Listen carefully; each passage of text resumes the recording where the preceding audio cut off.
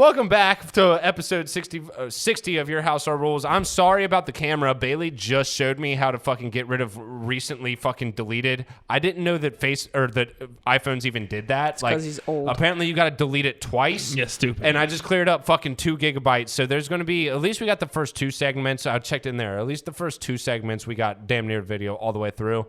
I still recommend watching the other 2 because they were pretty good, in my opinion. This has been a pretty good episode so far, but we're getting into the last segment of the day, which is what we've been sipping on, and that is all the media that we've consumed.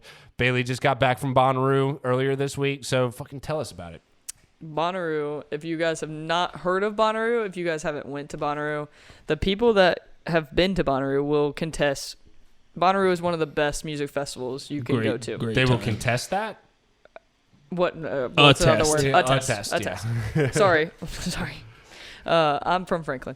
But so it is one of the best music festivals that you can go to.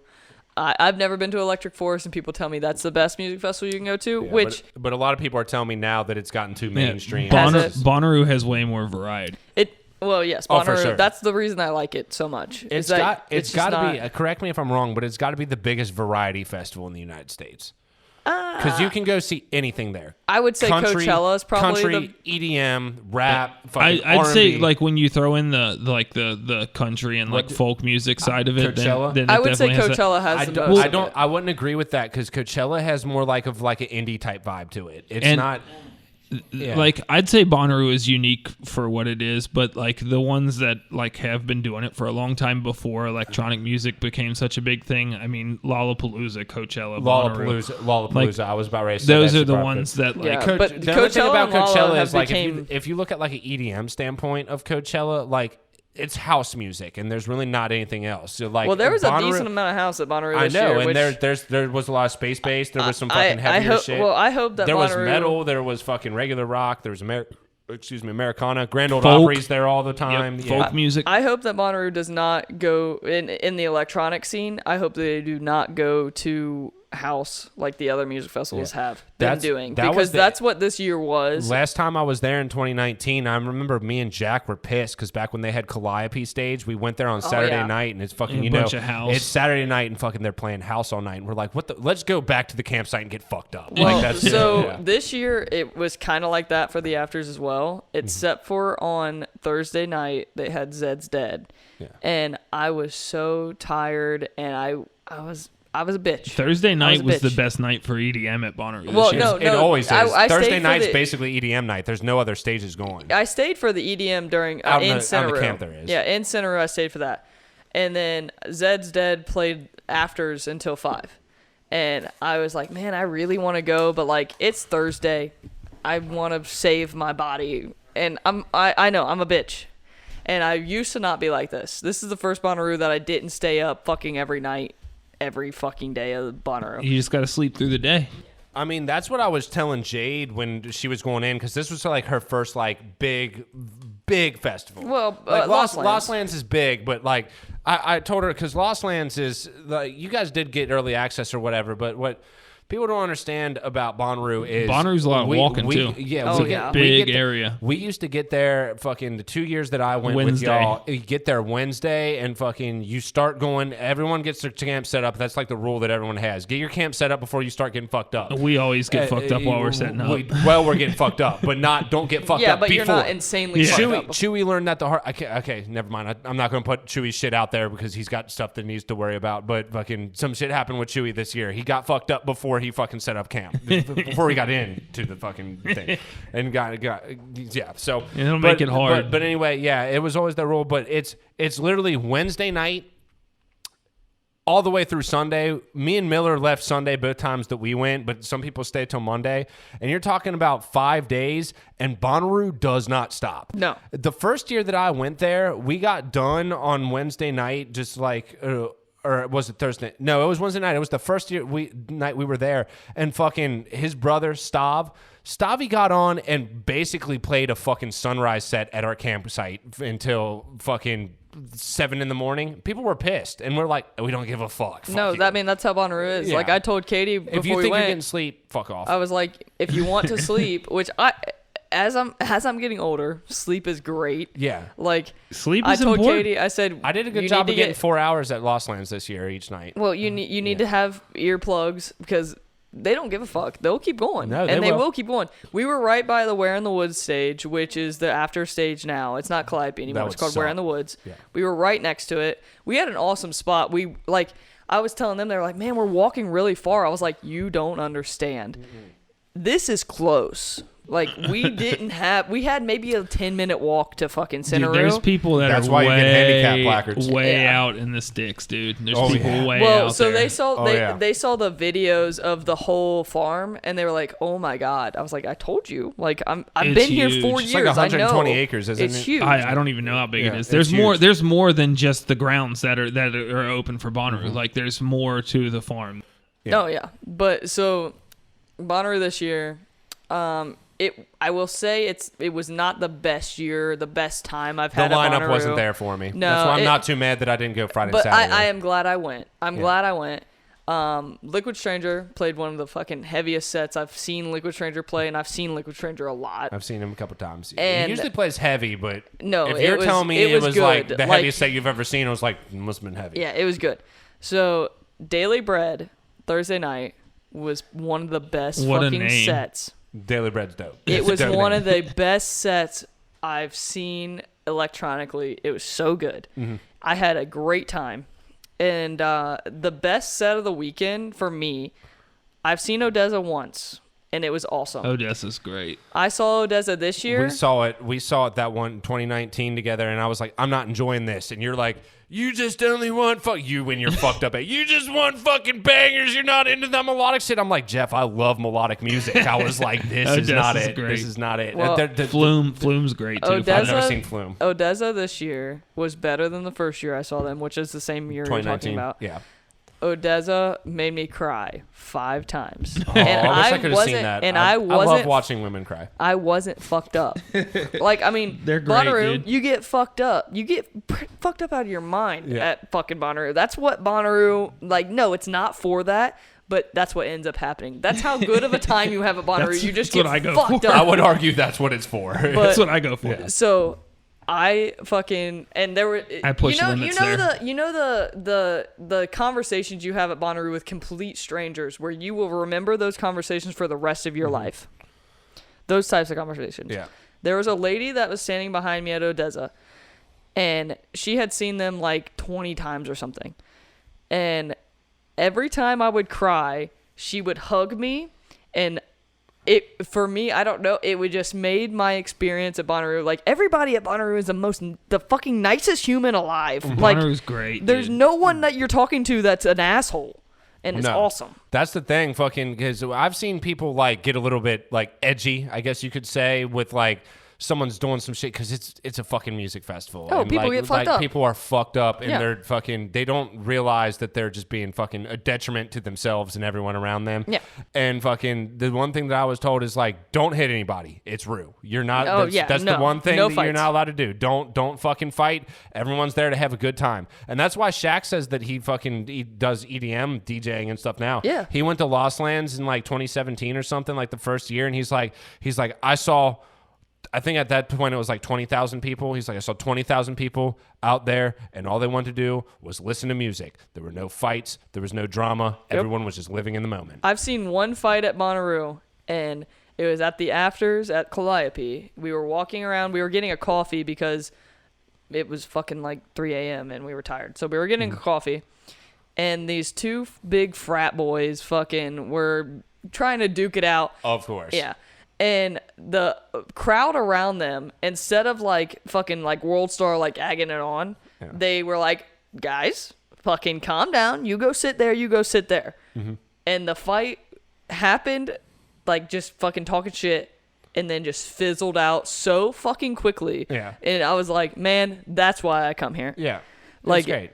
And that's most music festivals. Some can be a little bit different. Like I've heard Imagine can get a little weird, but most music festivals are like that. It's that's usually when you get the plur vibes. Bonnaroo's different. You want to talk about the coolest thing ever? When we were there, I can't remember what year it was, but we were at Flume, and we were pretty far back away from the stage, and fucking me. I didn't go see Flume. I wasn't year. at 2017. I went there. I didn't go see Flume. I can't remember. I think Jack and Justin were hugging each other, and then I walked up and started hugging them, and then all of our friends came up and started hugging us, and then there was like another 60 or 70 people that weren't our friends that got in the group hug. So me and Jack and Justin were in the center of this group hug, and as far as I could see, there was people that were hugging this one giant hug. We did that 2018 too at Calliope late at night. I forget who was playing, but we did that. Like, it was all our friends though. It wasn't that big, but like there was a good 20, 30 people who were just fucking in this giant group hug. At Bonnaroo. That's what Bonnaroo is about though. It was so fun. Fucking like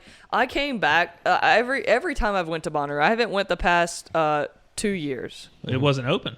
They didn't have they had it last year. I guess I haven't went the past year that they had it. 2020 and 2021 they didn't. 2020 they had to cancel it late, and then fucking 2021 it was supposed to happen, and the rain happened. Yes. Yeah, and then 2022 it came back. Yes. Yeah. So I guess I've only missed 1 year since I've been going, other than the beer stuff. Mexican beer. Mexican beer. Corona the Mexican beer, not the other like thing. the vibe that you carry the weeks after from Bonnaroo is unlike anything. Like Lost Lands, I just feel fucking tired. I'm like, fuck, I just want to go to bed. It's not the same vibe. It's not. It's cool, not. But it's not the same vibe. I've got Katie hooked to the point where we got back and we were laying in bed the night we got back, and she goes, "So Bonnaroo next year?" And I was like, "Really?" Yeah. But no, she said Bonnaroo next year, and I said, hell yeah, baby. We going to Bonnaroo, fucking, that's our festival now. The only thing that sucks afterwards is your legs. Like, just from walking so far. It beats the shit out of you. I lost some weight, though. It's a fucking trip. I did. I lost some weight. Dude, I've been getting real chunky, and I lost some weight. Like, my pants fit different. That's how I knew I lost weight. But it's good, though. Well, good. Yeah, no, for sure. No, it's, and the thing is, too, like, when you're at those festivals and shit, you forget to, you not only are walking a lot, but you forget to eat, and fucking, you're just so caught up in the moment that fucking just, I will say this nothing matters. This is the first year where I ate, like, more than I've ever eaten. Spicy like, usually pie. I'm like, I'm just going to eat some chicken tenders. Spicy pie gets eaten so much because it's the only thing that, like, fucking just is easy for some reason. Pizza, you can carry pizza around and just eat it wherever. It's that, you don't and need a fucking spoon or a fork. there's no like line or anything like that. It's not out of the way. Spicy pie is like anymore. always where it needs to be. It gets served so fast. Not anymore. Oh, there'll be lines at certain times. The line for spicy pie this year, I only got it. It got too mainstream. Fuck it. Yeah. Change the name of it. No, the only time I got it was it was like in the middle of the day on Sunday.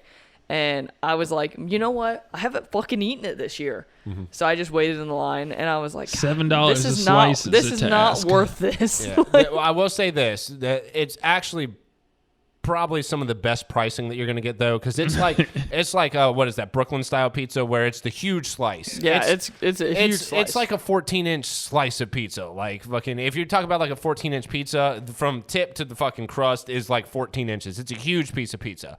But $7, that ain't too bad compared to some of the shit that they do. Like at Lost Lands this past year, we got that gourmet grilled cheese, which Sam was putting it off. It was so banging, though. It was good. It was good, but the only thing is, it's like a regular grilled cheese, and it was like $12. No, I know, but it was so good. And you're getting more out of a fucking $7 spicy pie piece. I mean, fuck. Katie was like, I want to try the lobster rolls. I was like, Katie, it's lobster. Of course she did. At Bonnaroo. It was $25. She's high maintenance, bro. Oh, I love Katie, but I wouldn't want lobster that's in the middle of Tennessee on a farm in the middle of a festival. She goes, why is it cold? I was like, because it's out of a food truck.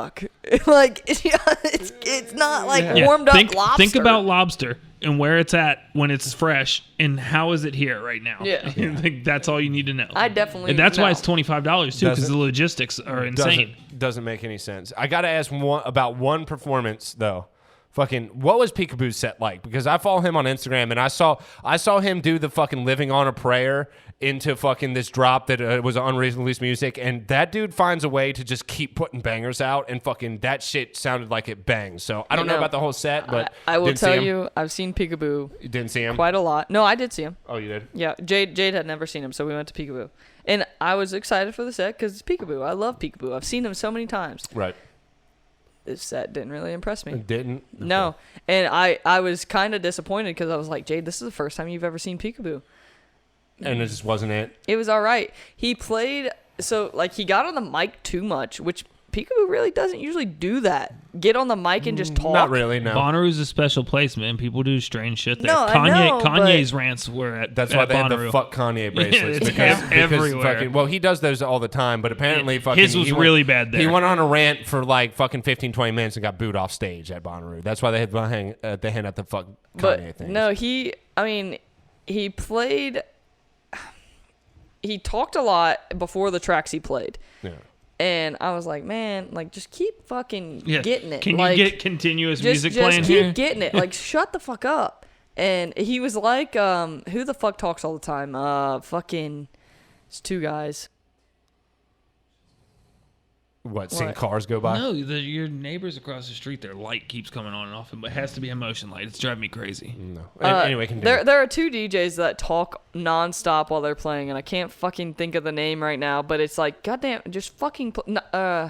Flostradamus? No. It ain't worth it. Just move. I can't remember. Just move but I'm like, just fucking play the music, and that's what you're being paid to do. Just play the music. I don't want to hear you talk about fucking shit. Like, but it was all right. It was not the best Peekaboo set I've ever seen, but Mersive's great.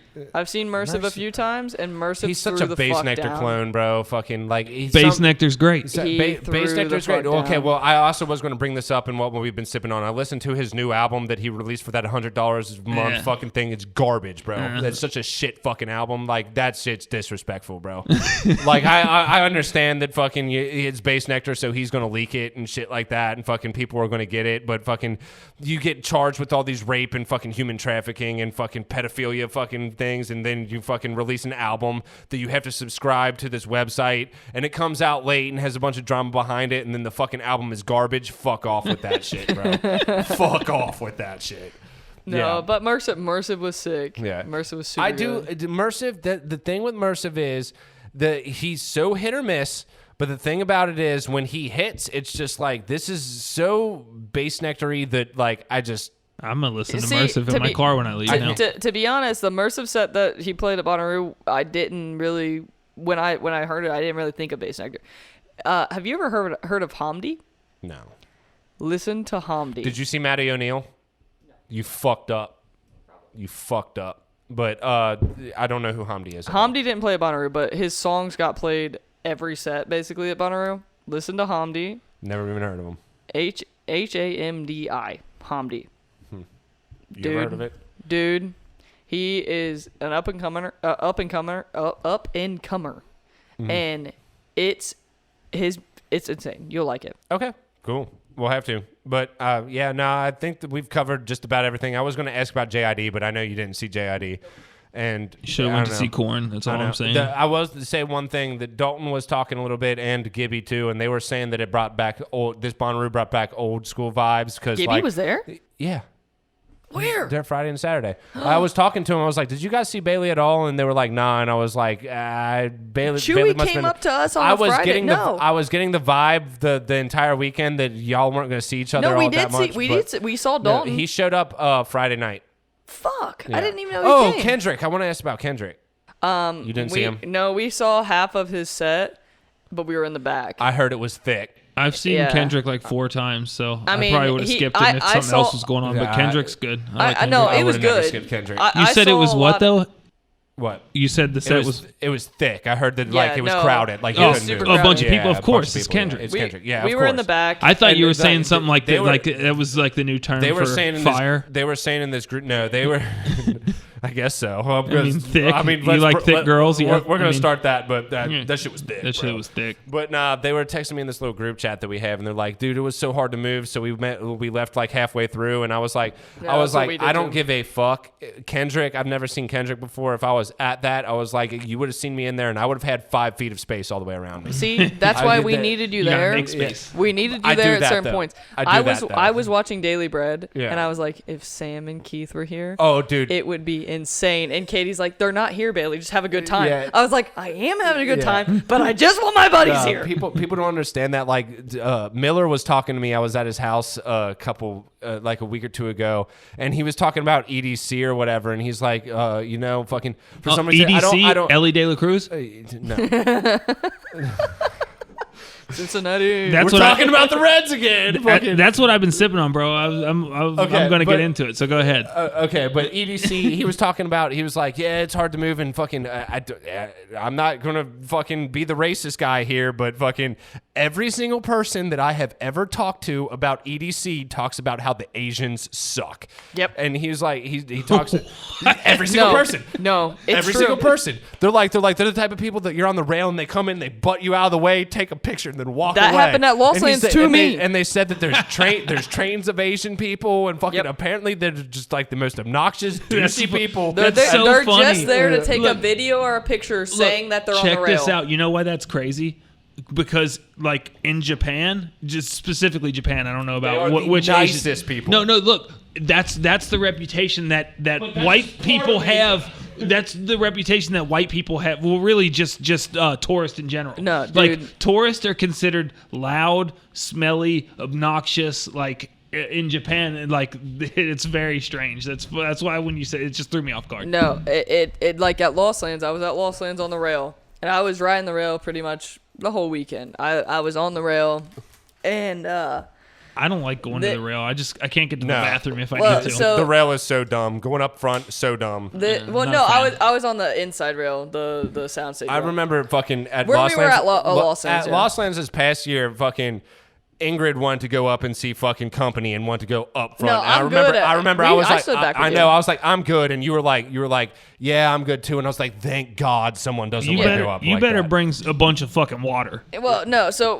but I was on the rail at Lost Lands, not the front rail, the soundstage rail, like the middle one, and I was on the rail, and this Asian girl came up and shoved me out of the way, and I'm like, what the fuck? So I stepped back. She legit turns around, puts her phone up, takes a picture, walks off. Doesn't talk to me, doesn't say excuse me, doesn't say sorry, just walks off. And I was like, fuck you. Maybe she doesn't speak English. God, that pissed me off. But bringing it back around, Miller was talking about like getting through and stuff like that. I'm like, the thing about it is, I know how to do it.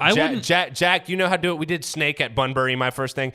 You need to know how to move the crowd. Oh, yeah, you do. You don't need to know how to move through the crowd. You need to know how to move through the crowd. And fucking when it comes down to it, what I was talking about before, when it's party mode and like we're raging, you will see me in the middle of a thick ass fucking group of people. Me and all because will move. We move. To not get we do hit. have a lot of really big people around us or whatever that rage like pretty hard or whatever. You will see me with 5 feet of space. People will move of just not to get hit. Yeah. Oh no! Fucking at I don't Breakaway. give a shit if I'm fucking in the mood and someone's playing some shit that I really like. I'm fucking getting it. And like if you are collateral damage, you're collateral fucking damage. Breakaway people were so pissed, and I was just in the middle of all. I mean, you guys are huge, so I was just in the middle of all you guys, and I was like, "This is so fucking great. This is great." I was like, "Just keep moving them. I'm fine." Yeah, that was the first night you met us. You're like, I might want to be friends with these this people. Is great. All right, well, let's move on from the fucking festival and shit because we were talking about that for a decent minute or Bonnaroo whatever. is awesome. Fucking go to it. EDC, Ellie De La Cruz, the Cincinnati Reds. Fucking, something's happening in Cincinnati sports-wise, man. It's crazy, dude. Fucking, what is it, 12 games now? 13 games the Reds have won. Bengals have serious implications. FC Cincinnati started out with the fucking best record in MLS history, right?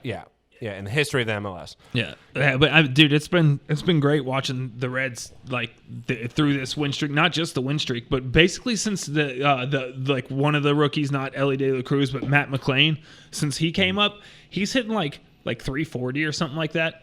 Like since he came up, I mean, he's just fucking been crushing it, and like that's really when they've been like basically 500 most of the year, like balancing around that area. Yeah, which is surprising because people thought they were going to suck. And both you and Stolze were like, no. And Stolze was talking about Ellie De La Cruz when he was in but when he was still when down, he was in minor leagues. Yeah. He was posting on Facebook all over the place. He's like, he's bored. Send him up. Yeah, he's right. bored. Well, that's what a bunch of people didn't want him to send him up because of how young he is, and they were figuring if he comes up and then he fails, like it could ruin his whole career. It's like the kid's fucking ready. He's got all the tools. He's fucking 6'5". He's fucking lightning fast. Yeah, he's the hottest player in baseball right now. He's a switch hitter. Yeah. Fucking, he plays shortstop, the hardest position on the field. Fucking, he can literally do everything. And he's I saw something earlier. He's the first player in his first 15 games to have 3 home runs, 5 stolen bases, and something. I can't remember what the other thing was. Yeah, you were talking about him hitting the cycle tonight. Yeah, he hit the cycle tonight. The first Red to hit the cycle since the year I was born, 1989. Yeah, you're old. Yeah, God, I didn't know you were born in 19. Yeah, that's crazy. I was born in 1998. That's fucking.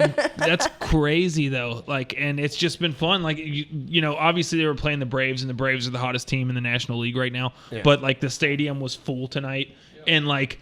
That's one, like, it's crazy to be a Cincinnati sports fan right now. It's a good time to be a Cincinnati sports fan. They have the fucking horses right now. Yeah. Like, I've never been a fucking baseball fan, but fucking, I'm not going to be a baseball fan. I'm not going to sit down and watch baseball. But it's been to a point where I love hating on the Reds because fucking, it's like it's like the Bearcats. Fucking, everyone thinks they're going to be good, and then they don't do shit, and fucking, I get to clown on all the fucking UC fans. I get it, but they are actually in a spot right now where fucking just the energy in this city and has it's a bunch changed. Yeah, it's just cool. It's all young. Changed. It's all young kids all too. Young guns just out here balling out. Same thing with city, the Bengals. Bro. Yeah, it's fucking awesome, man. Like, what's crazy is the guy who's leading the team in RBIs right now. I think he's still leading the team in RBIs.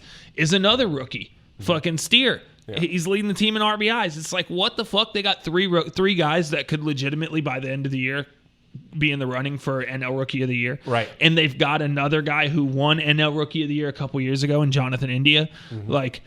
And then they have Stevenson as well. But like, everybody else on the team is young, and then they got Joey Votto. Yeah. Like, and he just came back. Old man, and just came back a couple of nights ago, and he hit 2 home runs tonight. But that's probably fucking the key to like the like actual game, like technical game of the thing. Having that fucking old school dude who's been there for 2 decades now. Yeah. 2002 was when he was drafted. Yeah, that's what I was saying. I was like, I didn't even know Joey Votto still played. Oh yeah, he's old. Well, that's the type of people that you need that fucking just wrangle in them young guys. I remember when UK won the championship in 2012, Darius Miller was the single biggest key to them winning a national championship that year. He was a senior who could knock down big shots at big time moments and fucking keep the momentum from swinging to the other team.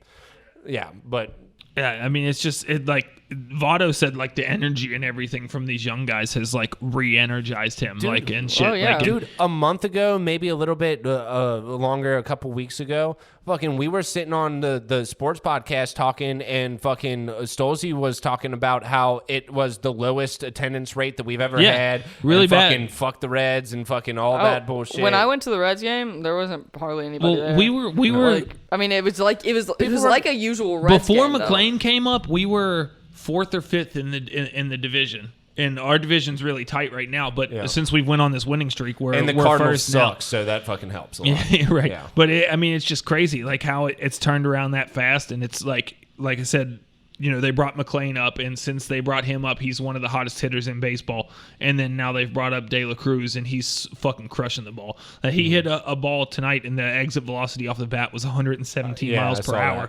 Jesus. Fucking Stolze just put something on Facebook that was like 117 miles per hour off the bat. Crazy. Yeah, it's wild, dude. Yeah, nah. Like, usually, like 104, 105, like that's crushing it off the bat. But 117, like, he smoked that. Yeah, they're swinging sticks and hitting balls, man. He fucking squashed that ball. The crazy thing is that one wasn't even a home run. That one was like a line drive straight to the wall. But he hit a home run his next time up after that hit. So it's fucking wild. For sure. It's fucking wild. It's just cool. I've been literally watching like every game, or at least listening to it on the radio, because it's so fascinating. Well, they're on a streak like this. I know. It's historic. It's cool. And like that's the thing about baseball with me in particular. I know fucking you living with grandma and stuff like that. Fucking, and by the way, prayers for fucking grandma. Just gonna put that out there because she's not doing so well, Grandma Spilly. But fucking grandma being a huge Reds fan and doing that, but it takes up so much time that like I couldn't see myself getting into it because I just got other shit to do. And like when you put it into perspective, like 180 games going through the whole summer, they play every day, and if you really want to keep up with MLB, you got to keep up with all the other teams too. See, this is why something that I like about baseball is like the action isn't constant like with well, football, it's basically not constant, but it is. Like, it doesn't take much time in between the plays. I was about ready to ask, how much do you think like the hype has to do with the new rule changes that fucking? No, I think that's been great for baseball because it's sped up the games. A lot of people hate the pitch clock. Stolze has been talking so much shit about it, dude. No, a lot of people don't like it. That makes me want to watch it a little bit more. Yeah, check this out. It's sped up the games, so it's more action quicker. And then the shift that they also banned shifting the defense to where now you have to have 2 guys in the infield on either side of the bat of second base, whereas like the last couple years, if a certain hitter, like if he hits like 90% of the balls to right field, they're going to shift. Yeah, they're going to shift because it's so unlikely that he's going to hit a ball to the left side that they just shift and have 3 players over there. So anything that's not into the outfield or out of the fucking park is they're gonna fucking get it, and there's gonna be more outs, and quicker, and since they did that, there's been way more runs being scored. I don't know if that's. It seems like it every game that I watch. the score tonight was 11-10. Yeah, it was it was fucking scoring left and right nonstop. But that just makes it to where the game's more fun to watch. Right, the game's going faster.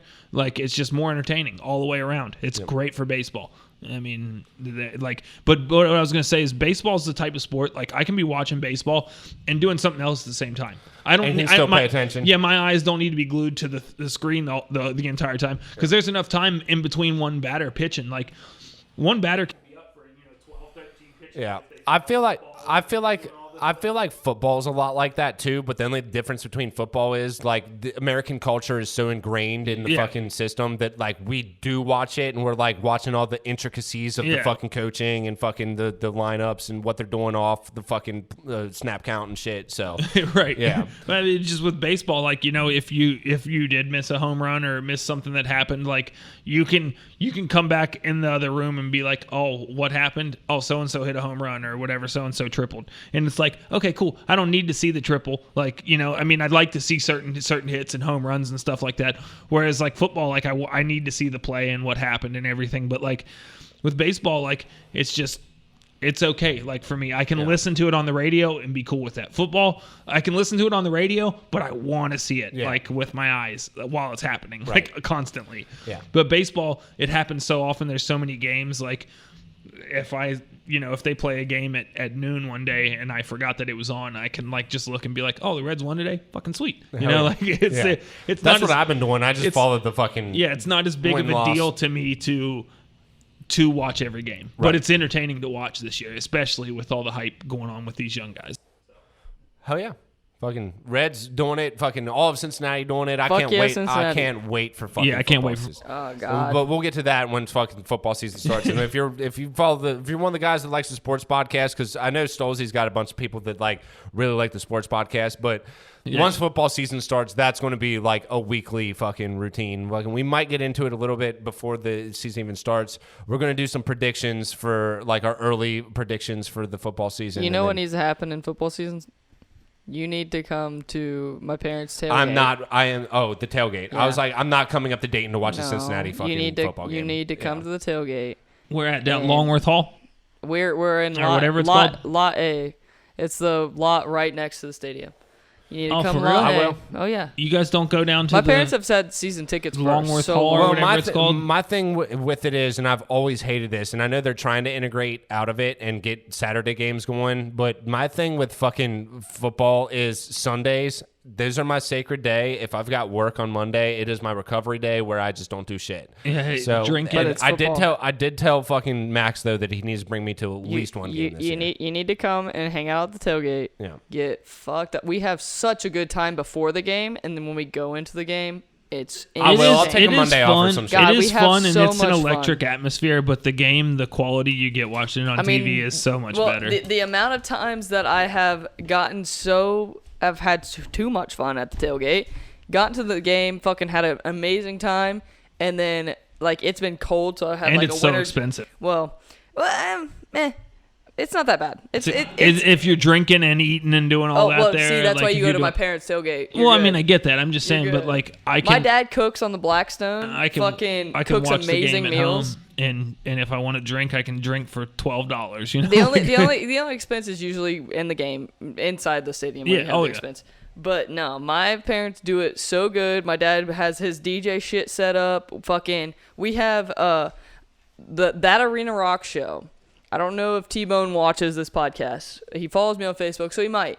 But T-Bone fucking is the lead singer for that Arena Rock show, and they sing 80s rock, 80s classic rock. And he will come to the games, come to the tailgate, and sing why can't I remember the song? Jungle. Fucking. Welcome to the Jungle. Welcome to the Jungle. God damn. He'll sing Welcome to the Jungle. He sounds just like the fucking song. Like, he's so good. I fucking He'll hate Guns sing N' Roses. You gotta love that song because of the Bengals, though. No, I actually hate that aspect of it. Oh, fuck you. He sings really that song do. so well. Before the game, we go in. There's been so many times where I've just fallen asleep in my fucking winter jacket, like just passed out into my bed in all my clothes. And then I wake up hating myself, but I'm like, you know what? Fuck.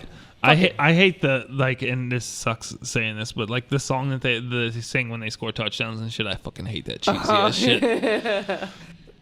Are you It's talking so about cheesy. the fucking the theme song? The bang on the drums? Cincinnati Bengals. Yeah. Oh, that? That's the. What are you talking fucking about? That I is thought the you were biggest. And win talking the game about the for bang on the drums. Cincinnati. That is the single greatest song to ever come out of the city of Cincinnati. Dude, You can, it cut out there for a second, but fucking no. The theme song for the Bengals. Yes. Yeah, that's Hear awesome. them Cincinnati Bengals growling, mean and hungry. Hear them Bengals growling, mean and angry, an offensive brute. Run past a boot, and defensively they're rough, tough. Cincinnati Bengals, that's the team we're gonna cheer to victory.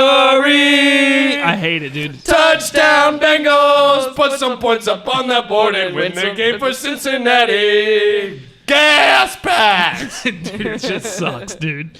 It just sucks. Update it. That might have been cool in the 60s or 70s. I'll tell you what, great. fucking, Damn, I really want to fucking like release a rap song with like some dirty ass Okay, verses, Bootsy. but put that as the fucking like All right, verse, Bootsy. or as the refrain. Yeah, it's gonna be dope. Bootsy Collins already done that. Wait, Been there, done that. it's not gonna happen like I do it. Okay, All right. okay. But let's move on from Cincinnati sports. I'd like to ask Joe Burrow if he likes that song. Oh, I bet he does. I could give a fuck less.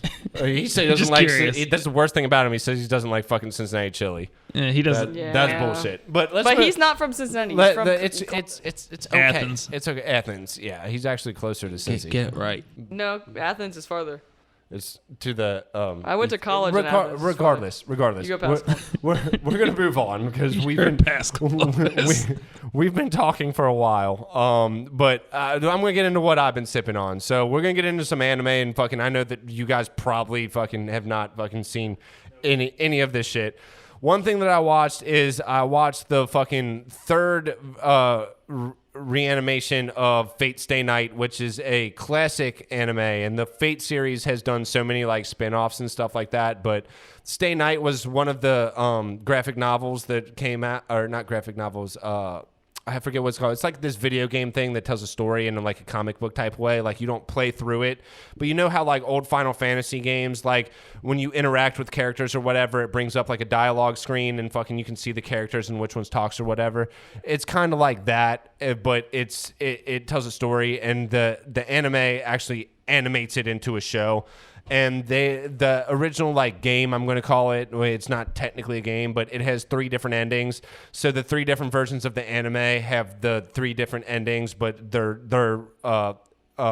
rendition of it. And the Heaven's Feel one was, it's weird because like when it comes to like the action and stuff like that, it's from Ufotable, which is one of the top tier. They do Demon Slayer, which everyone's raving about, and that will come soon. As soon as I get to watch that, I'm waiting for it all to finish. But there's super top tier animation, and the Unlimited Blade Works series was probably my favorite out of it, the action ways. But like storytelling wise, this trilogy was a lot better. It has a little bit of a romance feel to it. Each one of the storylines has a different character that the main character falls in love with, and fucking this one I thought was the best for that one. So like storytelling wise, I think that one was there. that's the quick thing that I'm going to get on that. The other one that I watched is I recently watched this show called it's called Spy Family. It's Spy X Family or whatever. And it's a slice of life anime, which if you don't know what slice of life is, it's kind of like a rom-com. It's not really romantic comedy, but it's just like kind of everyday life. But it's this show where like it's this spy who has this mission, and fucking the mission that he has to go on is he has to adopt a daughter and find a wife, and he has to enroll them in this like super uppity high class school, and he has to get his daughter to get like in the end scene with this guy who's essentially like the Fuhrer or like Chancellor. It's like a 1980s Cold War era setting, and he needs to get her friends with the like guy's daughter, the guy's son. And the whole thing is like just this super weird dynamic because he's a top level spy. The woman that he fucking fake marries is a high level assassin. And the girl that he adopts is a telepath. So she's able to read people's minds. And she's a lot going on. Yeah, it's crazy because like the scenarios that you get put in are like this little girl is like, she's terrible at school. Like she can't fucking pass any of the grades, and fucking the son that she's trying to get with. If you're a telepath, just read the kid's mind next to you. That's smart. That's the thing about it is fucking she doesn't, because her grades are so low. If she reads the minds and gets 100 on the test, they fucking think that something's up, and she doesn't want people to know that she's a telepath. So like it goes in between these like super like get a few wrong. Yeah, but she's 6. Oh. Yeah, she's they're in kindergarten. Okay, so she's little. Yeah, so it's one of those things where like the dynamic that they create is so wild and crazy. It's kooky. It's such a cute show because you can see like the mom and father who are both respectively in the relationship for their own like selfish ways. They're like slowly falling in love with each other and creating this family dynamic. And like the spy, the father is very set on his mission, and the things that he does is to fucking complete the mission, but he has to fucking be that fucking father role to make everything gel so he doesn't lose his entire family and lose the mission or whatever. He's kind of like a psychopath or whatever, and it just gets in these wild situations.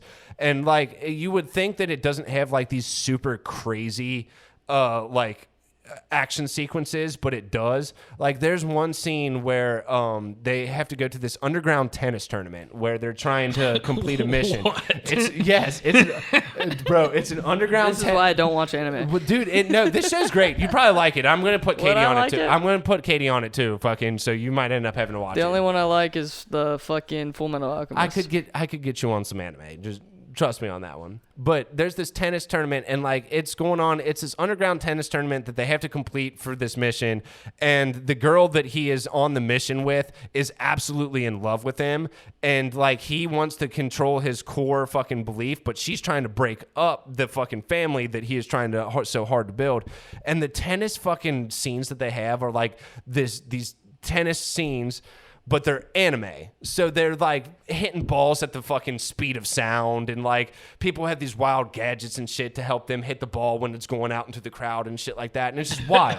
It's just there's so much going on. It's this really fucking cool thing of like this rom-com scenario that also has like the classic shonen anime fucking choreography and shit like that. It's a cute little show.